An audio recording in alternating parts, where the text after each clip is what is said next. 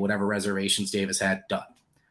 And now Bryce Underwood, who we've all said, look, obviously you want a guy that good when he's in your backyard, but he's probably going to want to get out of state. Like, we're kind of preparing people for I'm going to say Dante Moore type situation, right? Yeah. Since Campbell, it feels like every week this is pulling closer and closer to Michigan. Yeah. I mean, you can kind of see the difference in the trajectory of how everything's changed with Kirk Campbell taking over. I think you nailed it.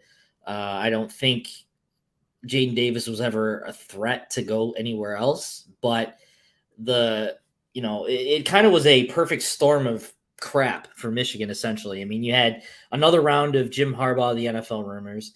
Then you had Matt Weiss abruptly leaving, and that kind of culminated into the Davis base getting kind of freaked out a little bit. But again, credit to Harbaugh for calling the Davis family and kind of calming those fears. And then Kirk Campbell coming in and, settling things down even further and kind of making it known that, they want him there and Campbell's going to be there. So how that relates to Underwood, again, I'm not sold that Underwood's going to end up at Michigan.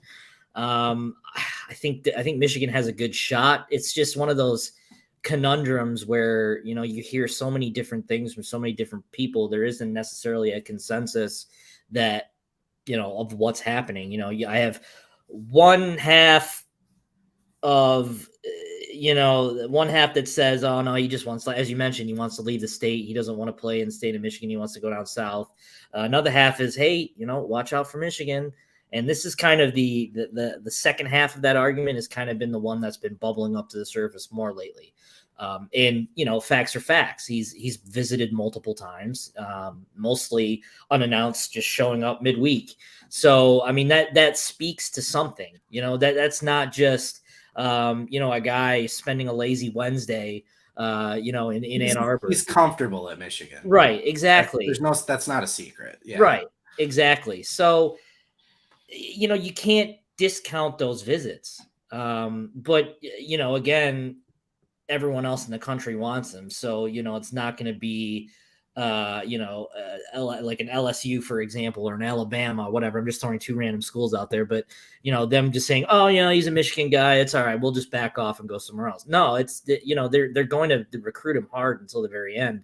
And, the more this develops, the more it looks like Underwood is the number one guy on their board. I mean, it's evolved so much. A guy like Stone Saunders, like, Cutter Boley, Ryan Hamilton. Luke's his brother. Is Luke. I always Montgomery. I'm sorry. Yeah, I'm sorry. I always get that. I'm like, wait, they're brothers? Luke Hamilton, obviously the offensive line commit. But the Montgomery from Ohio. So there's a bunch of guys, but that's evolved so much lately that it really looks like Underwood is the number one guy on their board, and how could you blame him? You got a number one recruit in your backyard.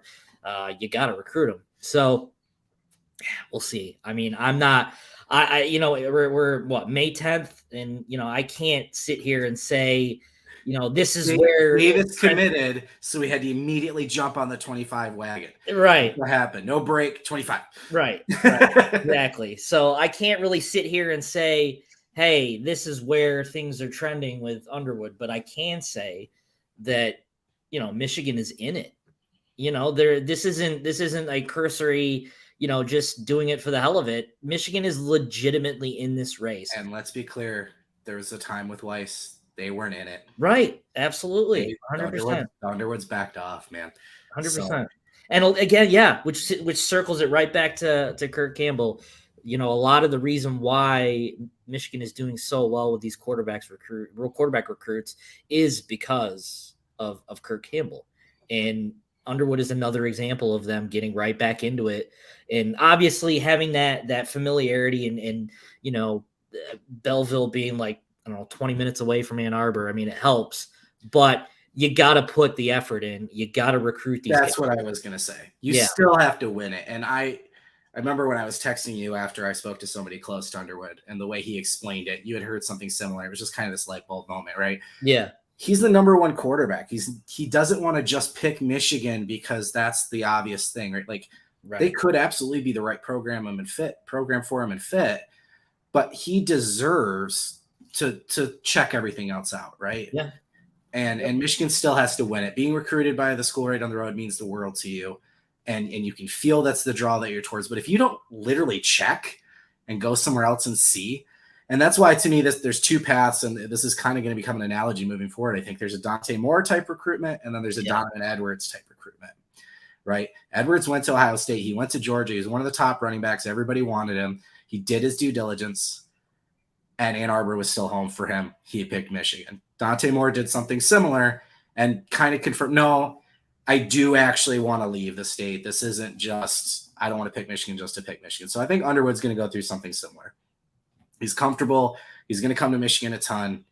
He's going to check out those other spots and then just kind of decide. But the fact that he's, again, that's in the same way Beasley, maybe a year ago, I would have been like, oh, that's an MSU kid. Right.